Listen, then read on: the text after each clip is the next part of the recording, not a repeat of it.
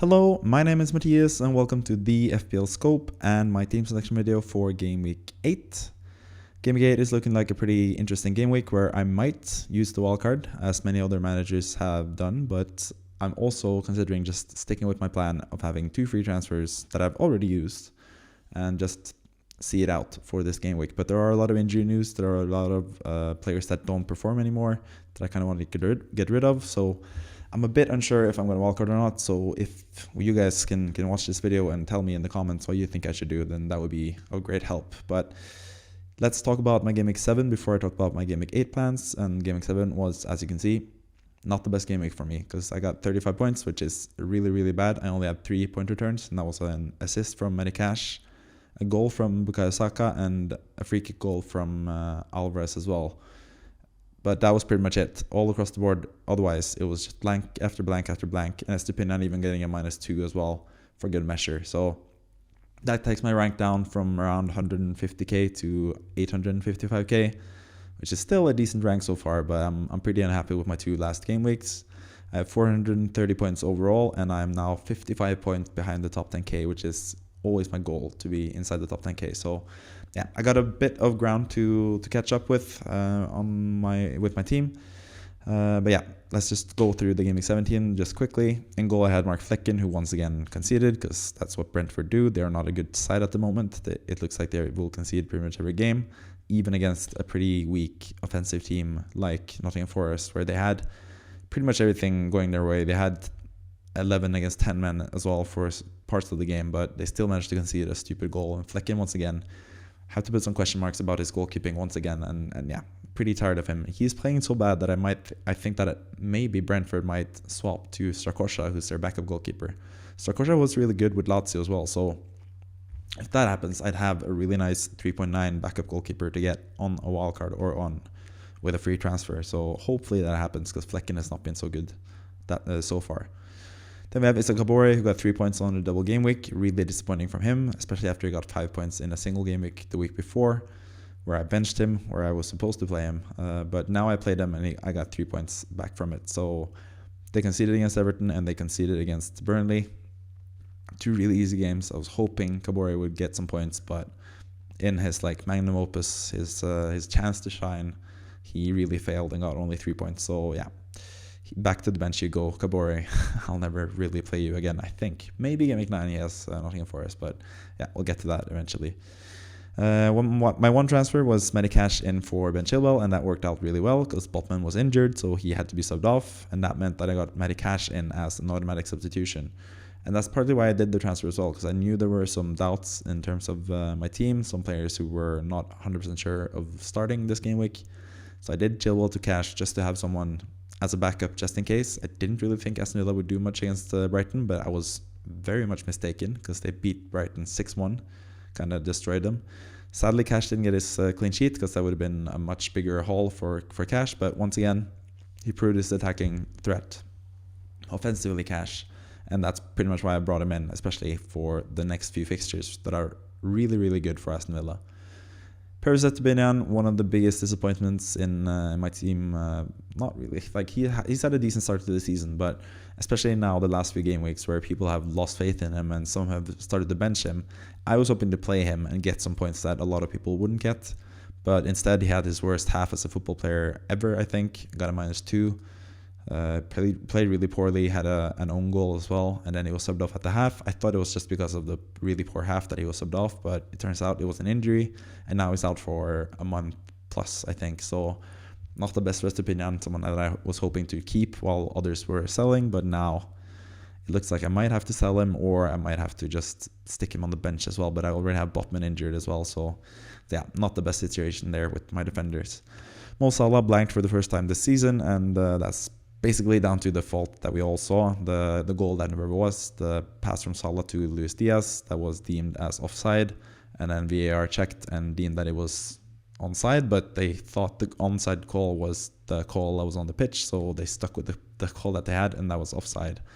So yeah, really sad for Salah. For the first time he blanks, even got a 1-pointer because he got a yellow card for complaining to the ref when he won the ball pretty fairly, I think, but then for some reason the referee blew the whistle and Salah got really mad and got a yellow card. Phil Foden, 2 points. Once again, didn't really look that threatening for Man City. I had high hopes for Man City against Wolverhampton with 3 attacking prospects from Man City, but they really struggled. Foden blanked, Haaland blanked, as we'll get to. But yeah, Foden, not really the most impressed with him so far. He had a really nice goal in game week 6, but other than that, it's been pretty lackluster since I brought him in game week 3. And I've already sold him for game week 8, and whether a wildcard or not, he's not going to be in my team going forward. So yeah, decent point returns. He's had 1 assist, 1 goal. So yeah, hasn't been the worst pick, but he also hasn't been the best either. Then Bukayo Saka, who's been a really good player for me, he got 9 points. Arsenal did actually get 2 penalties that he could have taken, but he gave them to Ødegaard and Havertz. I guess that's just what's going to happen with Saka, especially when he scored the first opening goal. But 9 points, can't really complain about that, and I'm pretty happy with Saka going forward as well, as long as he's fit. But that's the issue. He might still be injured because he's been struggling with some small injury issues this whole time. And then for some reason, Arteta still played him in the Champions League against Lens, and he had to be subbed off after 30 minutes. So not the best for Saka. He plays Man City now in the weekend, which isn't the best game, to be honest, either way. So yeah, but I might need him to field an 11 this game week. That might also be why I wildcard this game week. But yeah, Saka has also been included in the England squad, so that is a good sign for him not being like fully out of it in terms of injuries. I think he's going to play against Man City for what it's worth, but yeah, it's kind of an iffy situation. But hopefully it leads to a lot of people selling him and me keeping him, and him scoring a lot of points in game week 10 against Sheffield United when plenty of other managers won't have him. So I'm hoping that will be the case for Saka, because he's been a really good player for me this season. Raheem Sterling has not been a good player for me this season. He ended up with 0 points as well, and he's also already been sold. Him and Foden were sold on Saturday or Sunday. Can't remember exactly when it was, but I had to do those moves to get the 2 players that I wanted for the money that I had, because I have 0.0 money in the bank now after doing the 2 transfers, and I'll get to that when I go to the Game Week 8 plans. But Sterling, once again, really underperformed. He has actually been looking pretty good for Chelsea, but he's just been really close to getting goals and assists and all that stuff the last few game weeks. And then this game week, I was hoping for a really good score against Fulham, because Fulham are a really bad team. I thought Chelsea were going to beat Fulham, and they did, but Sterling unfortunately had an illness, was struck with a virus or something in the lead up to the game. So he started on the bench, came on, got a yellow card, and that secured him a 0-pointer, which was really disappointing. Speaking of disappointing, we also have Brian Mbeumo, who plays as a right wing back now all of a sudden, and that means that his fantasy value has gone down the drain. Brentford probably should have had a penalty, and that would have been a penalty for Mbeumo, who most likely would have scored it because he's really good with penalties, but sadly that didn't happen either. So once again, another blank from Mbeumo, 2 points, and he's also another player that I kind of want to get rid of. So my midfield in general is pretty weak, especially if Saka is out injured. It's basically only Salah that I want to keep long term, unless Saka is fully fit. But Saka is also a real good option and might be like a differential option going forward. So maybe it's not too bad. And like I said, I've already done 2 transfers. I had 2 free transfers in the bank. So Foden and Sterling went out, and I brought in 2 new players that I'll show you on the next slide. But first, you got to talk about the strikers as well. Haaland blanked against Wolverhampton. Kind of looking bad now, Haaland, even in the Champions League, didn't really create much against RB Leipzig. So yeah, I still don't really think that I'm going to sell Haaland at any point, even though they have really tough fixtures, but I'm certainly kind of going away from him as captain for several game weeks, I think, which I think is a good thing. I'm actually not that unhappy about him blanking, because yeah, I'm pretty happy with people captaining other players and not being afraid to go with other players, and not having Haaland as like the standard template captain pick, because it's been really boring. Like picking a captain in FPL is usually a really fun thing, but this past year it's basically just been Haaland every week, and that sort of makes it difficult to catch up or go ahead of people as well. So I'm really looking forward to the captaincy decisions between Salah, Son, and Haaland going forward, which is going to be really interesting. Alvarez scored a goal. He scored a free kick, a really nice free kick, and now he followed up with a goal and an assist in the Champions League as well in only like 20 minutes. So I think Alvarez is going to start pretty much every game for Man City. I think Foden is more a rotation risk than Alvarez, and I think Alvarez is still a really fantastic pick to have. So hopefully a lot of people are selling him, but if you want to take my advice, I'd say keep Alvarez even if you are on a wild card, because he is a really attacking and involved player for the best team in the league by all accounts. So yeah, I think Alvarez is still a really good hold, even though they have some tough fixtures. On the bench, Turner with 3 points, Botman, who was injured, with 0 points, Udogie with 1 point against Liverpool, and then Archer with 2 points as well. That's pretty much my bench. But yeah, let's take a look at my current plans if I don't use the wildcard. So these are my Game Week 8 plans currently. Like I said, I've done 2 transfers already. I had 2 free transfers available, and I had the exact money to do Foden and Sterling to Diaby and Son. But the downside here is that Diaby might be injured, so I might have made a mistake already. And also with the injury to Estepinian being out for a month or so, I might either have to start Kabore against Spurs, which is not ideal, or I have to do a -4 to bring in another defender. And there are some options here, but I kind of like the Estepinian to Zuma move because that would give me some more money in the bank. And I kind of want that money in the bank to go from Mbeumo to Jared Bowen. That's kind of a pick I'm looking forward to do potentially.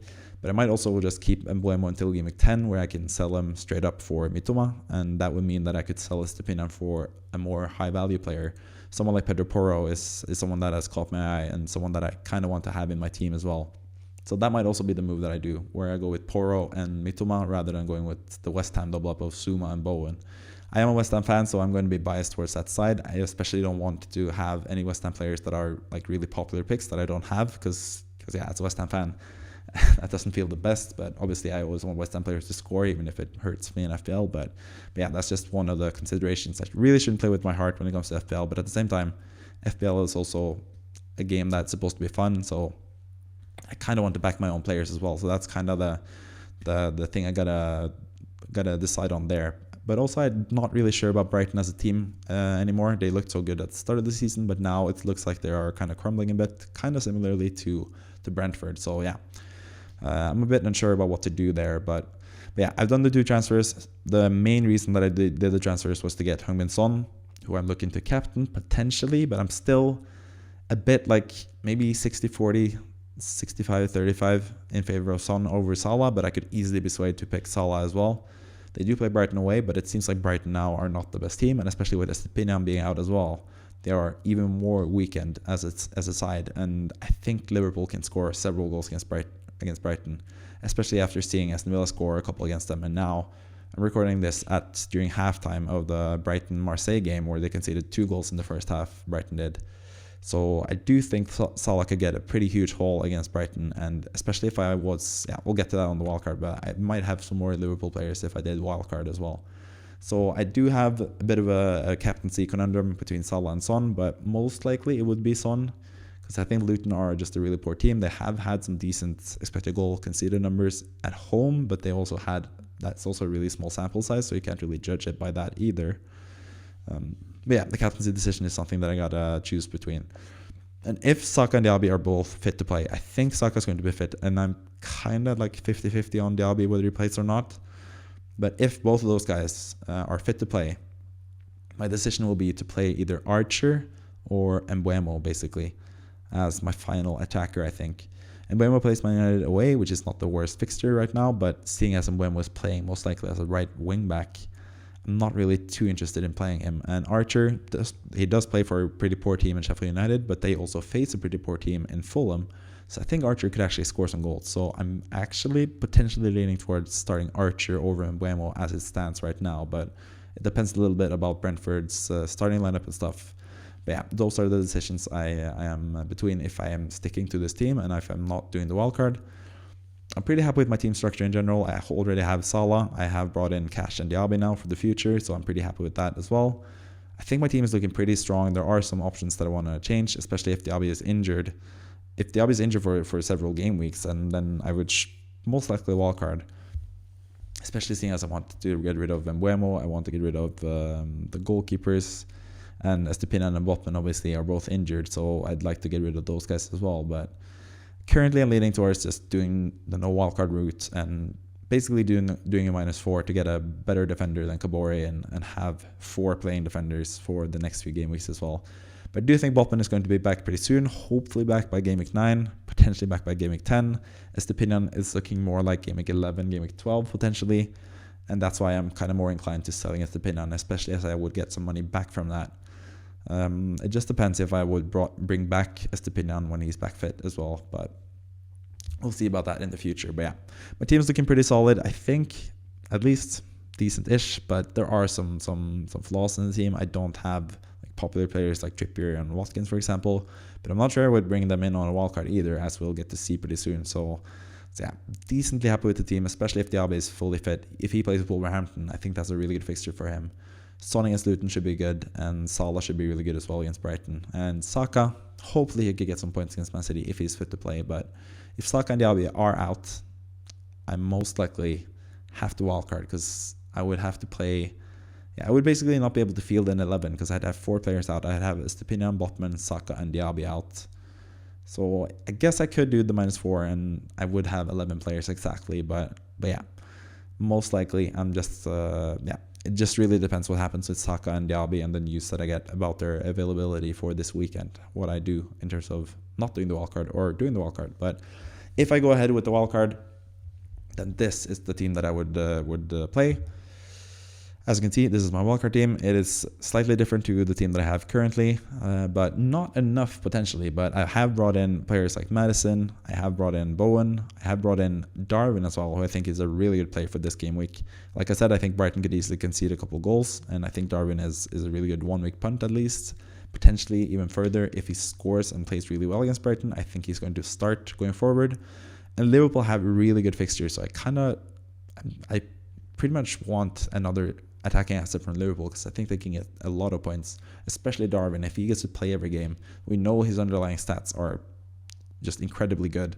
So if he gets to play, he'd be the perfect pick. And especially now with Gakpo injured for a couple game weeks and Jota suspended for the next game, he is going to play for sure against Brighton and most likely going to get closer to 90 minutes as well. So I think that's a really good option as well. But other than that, the team is actually pretty close to what I have already. So that is sort of making me lean towards not doing the wildcard, because I'm pretty happy with my team currently. And yeah, as you can see, the most wanted players, I'll just talk a little bit about all of them. Gabriel Magalhaes is someone that I might go with rather than Suma. I do actually have the money to do that as well, so that's something that I'm leaning towards doing as well. But I think Suma is just more nailed in the team, and he also has better fixtures than Gabriel as well going forward. But Gabriel is also a really good pick for 4.7. If he starts now every game for Arsenal, he's going to be fantastic value, because at the start of the season I was really happy about him as a 5.0 defender. So if he's now nailed again and he's 4.7 and Arsenal have pretty good fixtures from game week 10, I think Gabriel would be a really good pick.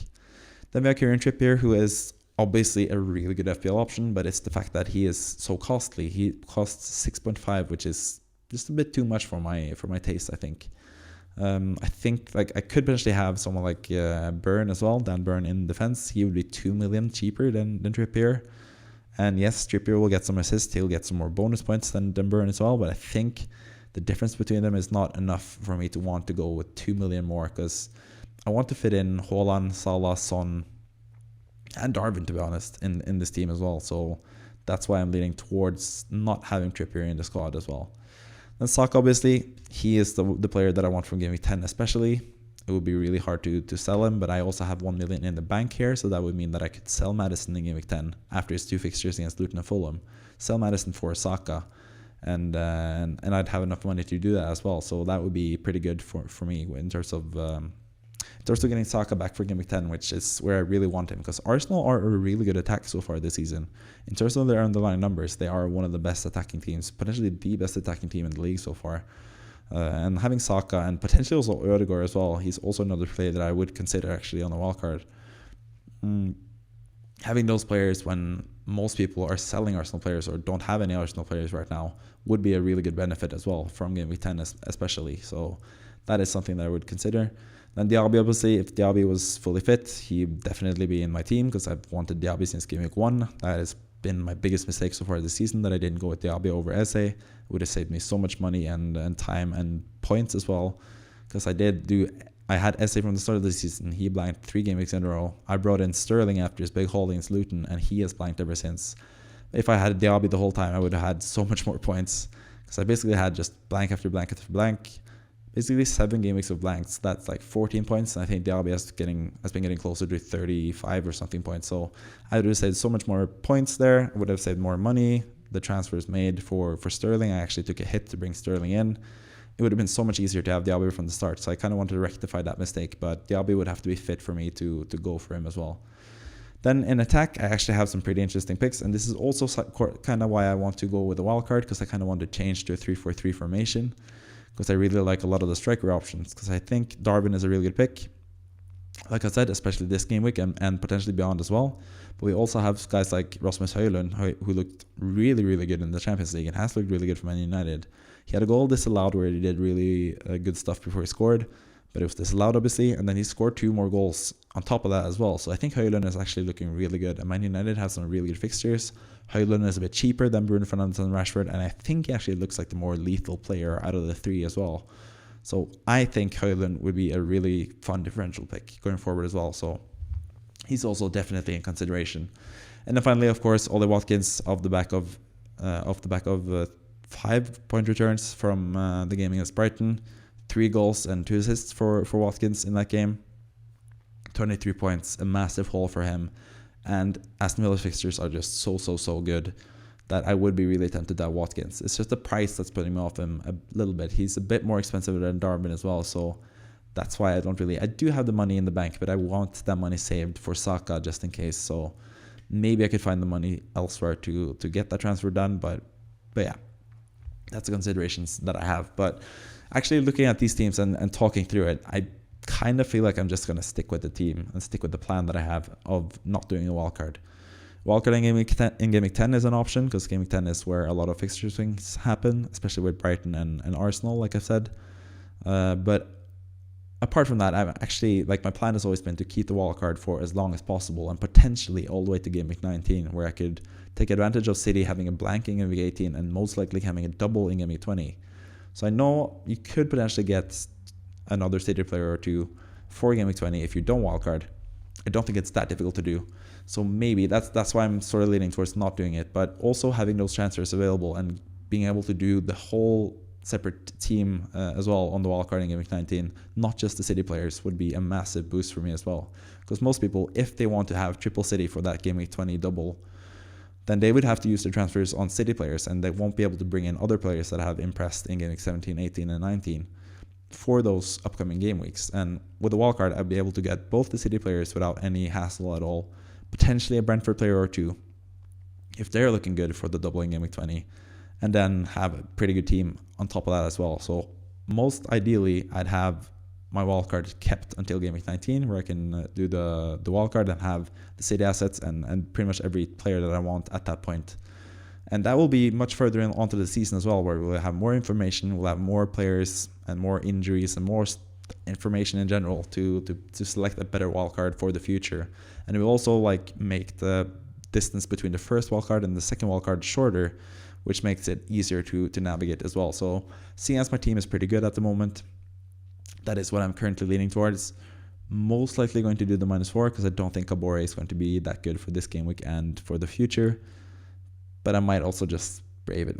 I think I'm going to do the transfer, especially since it saves me some money, and I kind of want to have the transfers. I kind of want to do like 3 or 4 transfers in the next 3 or 4 game weeks as well. I kind of want to have that extra transfer used as well. So currently leaning towards doing that transfer. I just got to decide whether I want to get Suma right now, which gives me enough money for Bowen, or if I want to get Pedro Porro, who looks really good, and that will give me an easier route to get Estepinian back as well in Game Week 12, just about, because the next 3 game weeks for Spurs, especially defensively, are really, really good. So doubling up on Udogie and Pedro Porro for the next 3 game weeks seems like a pretty good idea for me. So Suma or Pedro Porro is most likely the decision that I'm going to make. But if I do get some injury news, especially for more players and Saka and Diaby being out as well, I might have to go with the wildcard and maybe do some more drastic changes than this team that you see right before you here. But yeah, those are pretty much the big decisions that I have this game week. I hope you guys have a really nice game week as well. The FPL Scope podcast will be coming up shortly as well. I had some issues with timing and some issues with my voice yesterday. I was going to do this video yesterday and have it earlier in the morning for you today, but I had to postpone it a bit because my voice was not ready to speak last night. So yeah, I had to record this today, and I'm uploading this tonight as well. And then the FPL Scope podcast will come out tomorrow as well after I record that tonight. So plenty of content to watch. Hopefully you'll subscribe to this YouTube channel, and I'll see you next time. Thank you and goodbye.